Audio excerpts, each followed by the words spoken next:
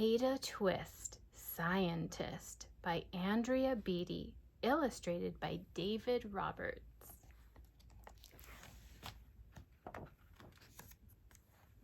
Ada Marie, said not a word till the day she turned 3.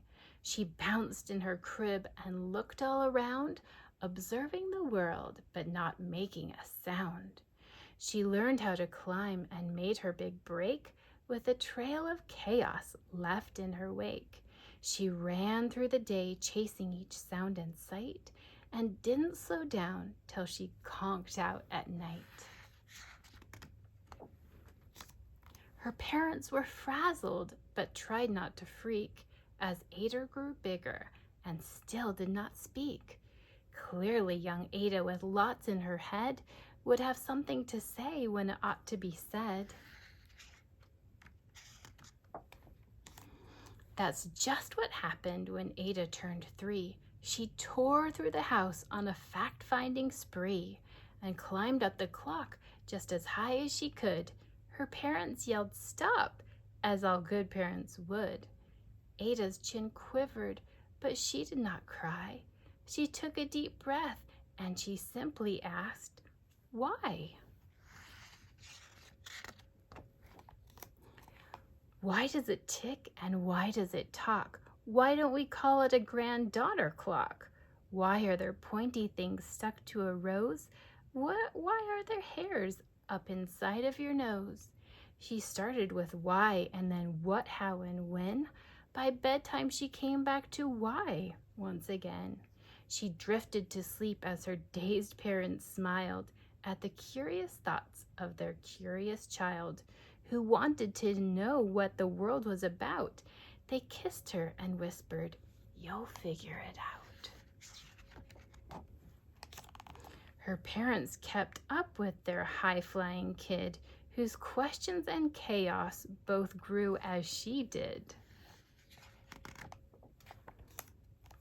Even Miss Greer found her hands were quite full when young Ada's chaos wreaked havoc at school.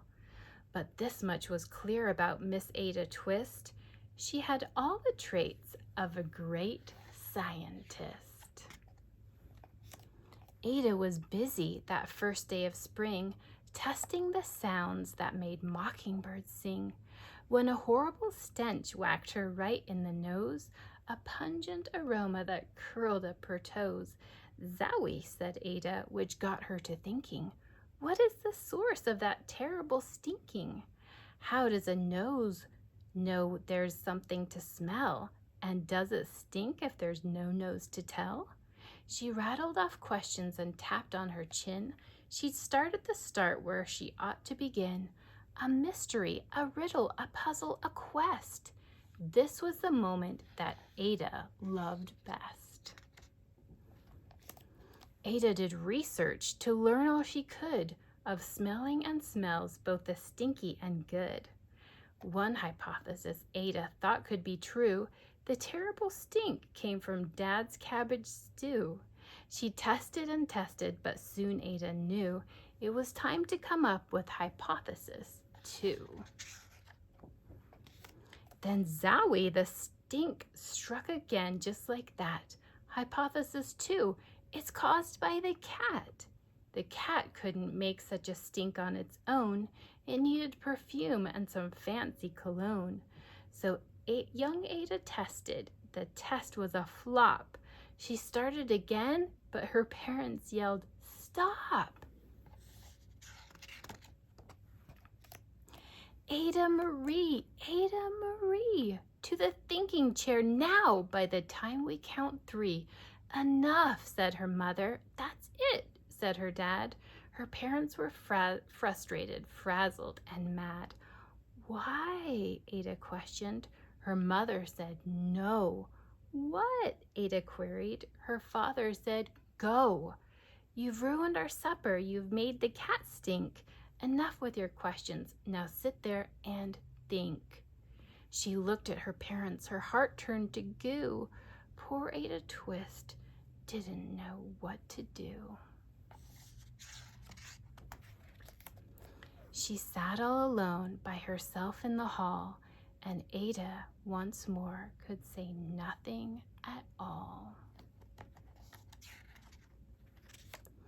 And so Ada sat, and she sat, and she sat, and she thought about science and Stu and the cat, and how her experiments made such a mess.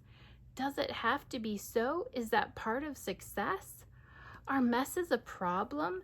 And while she was thinking, what was the source of that terrible stinking? Ada Marie did what scientists do. She asked a small question, and then she asked two. And each of those questions led her to 3 questions more, and some of those questions resulted in 4. As Ada got thinking, she really dug in. She scribbled her questions and tapped on her chin. She started at why, and then what, how, and when. At the end of the hall, she reached why once again. Her parents calmed down and they came back to talk. They looked at the hallway and just had to gawk. No patch of bare paint could be seen on the wall. The thinking chair now was the great thinking hall. They watched their young daughter, and sighed as they did. What would they do with this curious kid? Who wanted to know what the world was about? They smiled and whispered, "We'll figure it out." And that's what they did, because that's what you do when your kid has a passion and heart that is true. They remade their world. Now they're all in the act of helping young Ada sort fiction from fact. She asked lots of questions. How could she resist? It's all in the heart of a young scientist. And as for that smell, what can Ada Twist do but learn all she can with her friends in grade 2? Will they discover that stink that curls toes? Well, that is the question, and someday, who knows?